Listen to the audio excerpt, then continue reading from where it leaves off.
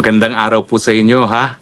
Nako, nagpapasalamat po ako sa lahat ng mga sumuporta, nagbigay ng mga messages of support at medyo nahabag dun sa ating Spokes Hour kahapon. Hindi ko naman po ninais na ma-depress ang iba, no?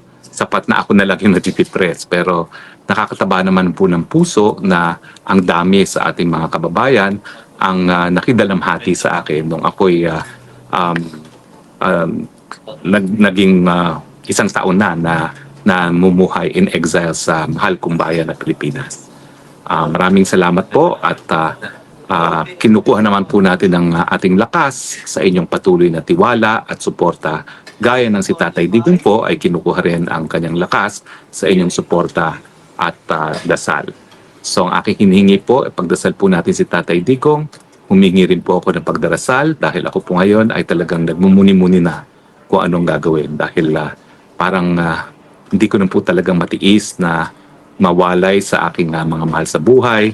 Iniisip ko ngayon siguro na parang okay na rin na makulong panandalian, basta naman madalaw paminsan-minsan ng aking misis at ang aking mga anak at titingnan po natin ang mga options.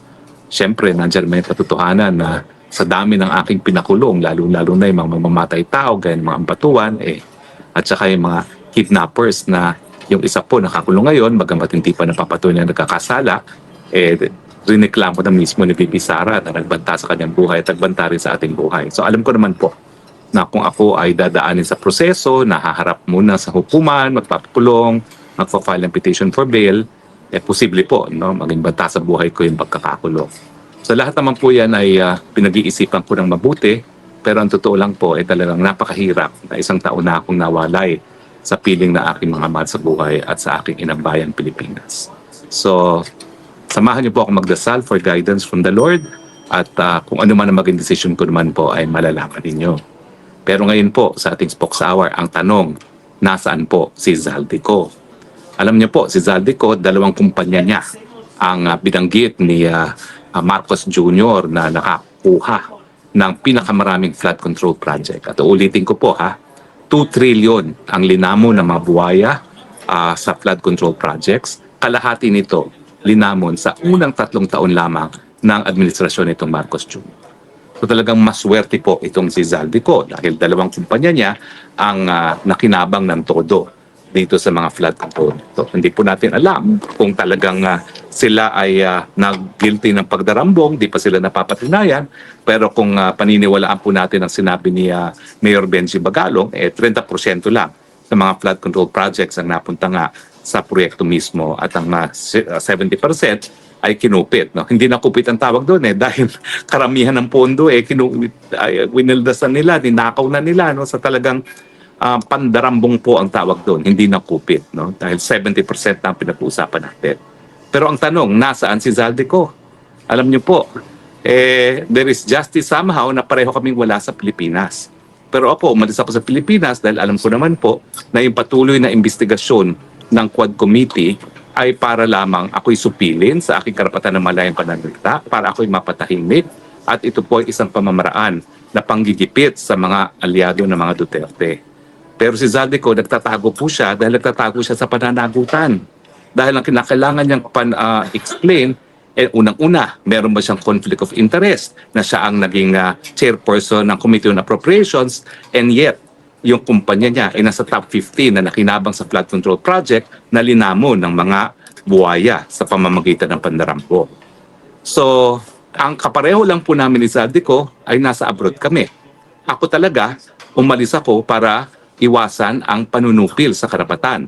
At yan nga po ngayon ang dinidesisyon na ng bansang Netherlands. Kung talaga ako ay umiiwas sa panunupil, sa panggigipit dahil sa aking paninindigan bilang isang supporter ni dating Presidente Rodrigo Roa Duterte at ni VP Sara.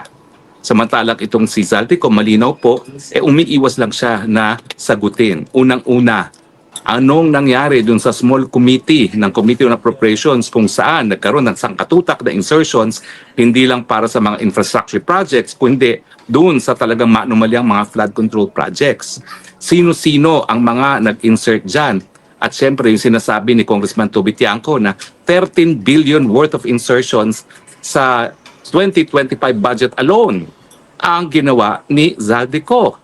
At ang dapat nating tanungin pa, paano yung 2024 at 2023 kung saan siya rin ang naging committee chairman appropriations, no? Gaano karaming insertions ang pinasok dyan ni Zaldico at ilan at gaano karami sa mga insertions na yan ang napunta sa kanyang dalawang kumpanya, yung Hightone at saka SunWest. So Zaldico, kung nasaan ka man, nako, pareho tayong nasa abroad. Pero di gaya mo, ako'y naghihirap. Dahil wala naman akong construction company na nakakuha ng bilyon-bilyonis na mga kontrata ng flood control. No? At syempre, dahil wala naman akong ganyang kalaking mga pera, ako po ay nagdidildil kumbaga. No? Sa katunayan po, itong paglabas ko ngayon ay naging abala lang kami dahil naghahanap kami ng venue para nga dun sa finale sa activities na gagawin namin. Para sabayan nga yung pagbibista kay Tatay Digong, yung confirmation of charges. No? So actually ako po, hindi naman ako talaga kumakain sa labas. Lahat linuluto ko dahil napakamahal dito sa Europa. Kaya iniisip ko, wow, si Zaldico talagang yung kanyang mga kamag-anak, yung kanyang pamangkin, nakakabayad ng 750,000. Samantalang ako, wala pong biro. Mula nung isang taon na akong naalis sa Pilipinas, wala pa po sigurong 10 beses na ako'y nakakain sa labas. Dahil talaga naman pong di hamak, napakamahal po ng bilihin sa lahat ng lugar kung nasaan ako nagpunta. No? Noong una ko pong pinuntahan na lugar dahil hindi naman ako makalabas, dahil ako nga po ay hinahanap, talagang sa bahay lang ako. Nung pangalawa rin po, hindi rin ako makalabas, bagamat pinayagan ako lumabas ng 2 beses sa 2 buwan, once a week.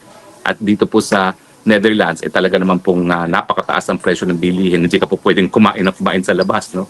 Kaya, collectively po sa isang taon, siguro po mga 10 beses lang ako nakakain sa labas. No? Pero okay lang naman po yun dahil God is good. Binigyan naman niya ako ng kakayahan magluto at mukha naman masarap naman ako magluto. In fact, dinadayo aking luto no, sa aking bahay ngayon dito sa Dahig. Pero ikaw, Zaldico, naku, yung pamangkin mo, 750,000, Manilang yan. No? So I could imagine kung gano'ng karangya ang buhay mo ngayon sa Amerika. No? Huwag na natin ikailayat. Ang tanong, masisigmumura mo ba yan? Na ang buong sambayanan ngayon ay kinasusok naman ka. Dahil alam nila na, gaya ng sinabi ni Magalong, lantaran talaga yung korupsyon pagdating sa mga flood control projects at ikaw nga ay pinakamalaking nakuha. Isa sa pinakamalaking nakuha sa flood control projects. At ang nakakabuisit pa sa taong bayan, ikaw mismo nagbigay siguro ng pondo para magkaroon ng kontratang ganyan ang inyong mga kumpanya. So, hindi ko lang alam kung paano ka makakatulog dyan. Kasi alam nyo nga, sinabi ko sa inyo, client number 1 ko ang ama niya. Ang ama niya na si Delfinco, naku, napaka-low-key po, napaka-humble. Hindi po yan nabuhay ng marangya. Bagamat alam ko ng mga panahon na yon, may kaya na rin. Nakatira nga po siya sa Bliss, sa SM North.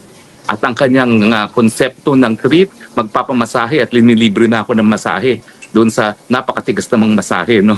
Siyempre, bata pa ako ng mga panahon na yun, no? Fresh out of law school, no?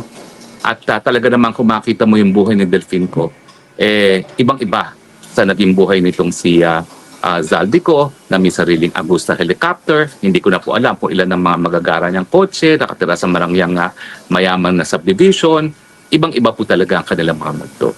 Pero ang masasabi ko lang, si Delfinco, talaga namang respetado.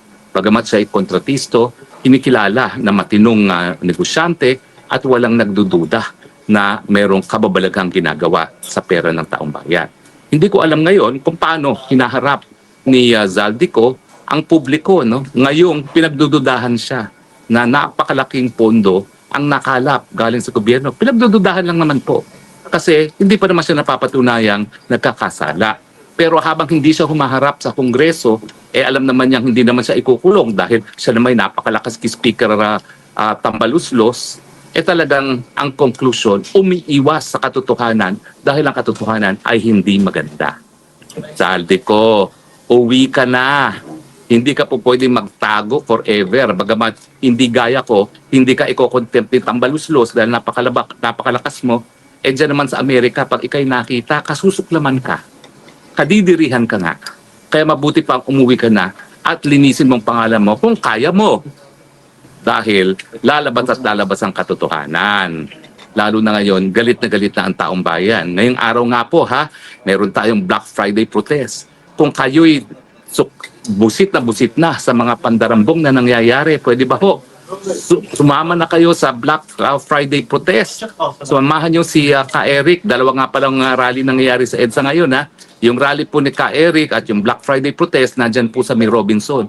Kinakailangan po, ang galit ninyo hindi lang sa internet. Kinakailangan ang galit ninyo makita diyan sa lansangan. Ipakita natin muli na ang taong bayan ay tunay na soberenya at kapag ang taong bayan ay nagsabing tama na, sobra na, kinakailangan magbago na.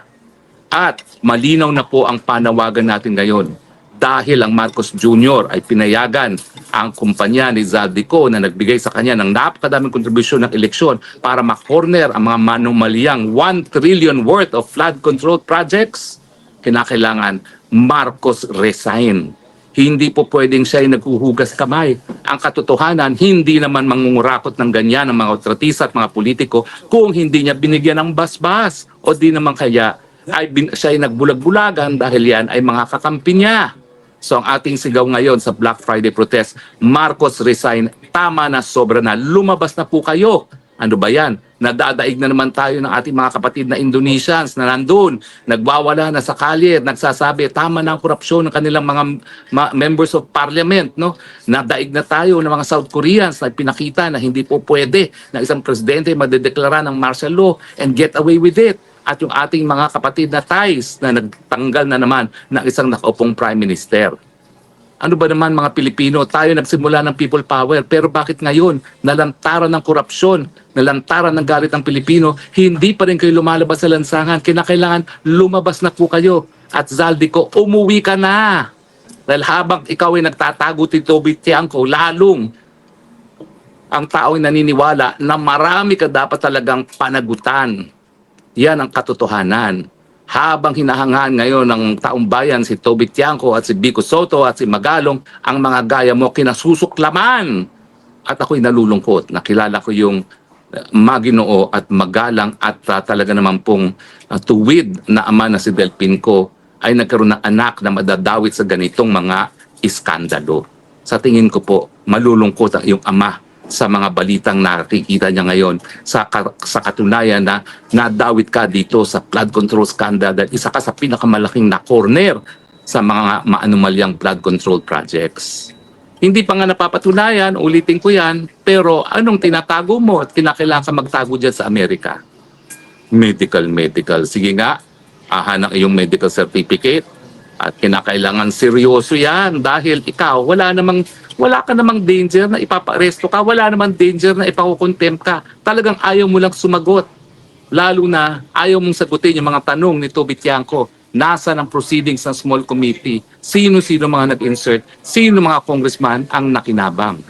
At bakit ganun ka na lang kaimportante kay Tambaluslos that you got away with it? Ano ba yan? Kakonsyaba mo ba si Mr. Speaker? Kung kakonsyaba mo, magsalita ka na. Dahil alam naman namin na kung kakonsyaba mo ang Tambaluslos, hindi ikaw ang most guilty. Baka po pwede ka pang magkaroon ng deal. Sa tingin mo ba may forever? Hahabol at hahabulin din kayo ng gulong ng katarungan. At malapit na nga po yan. Kaya kung ako ikaw, umuwi ka na, spill the beans.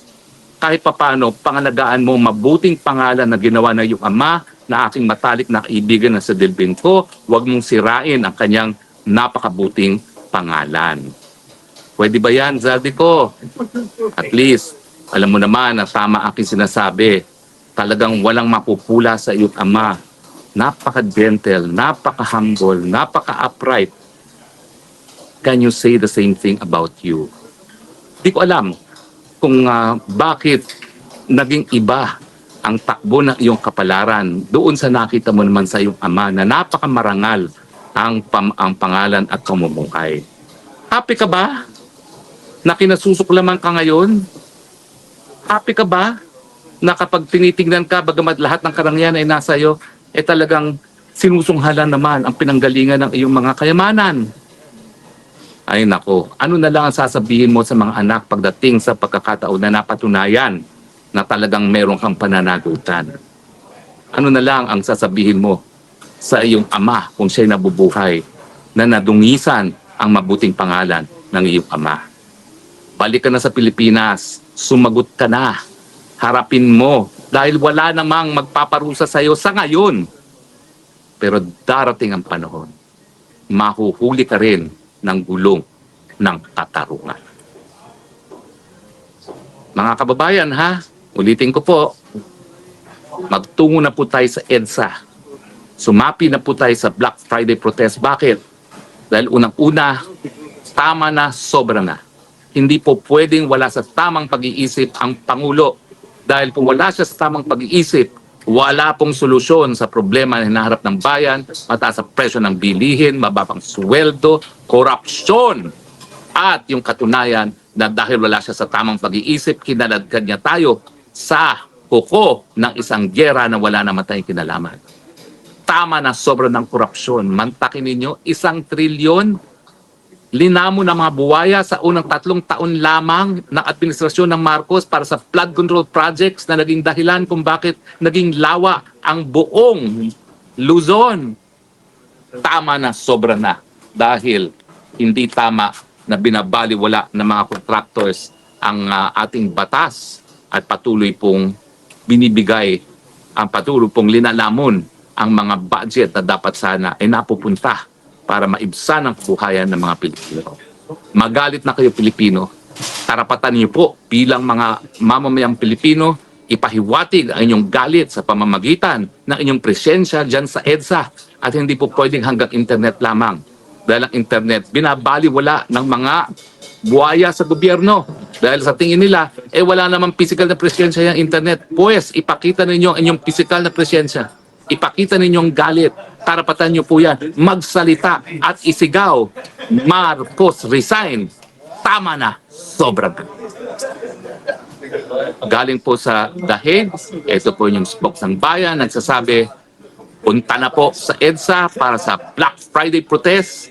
Tama na, sobra na, Marcos resign. I love you, Philippines. You're the only country that I have. You're the only country that I have. Salamat po.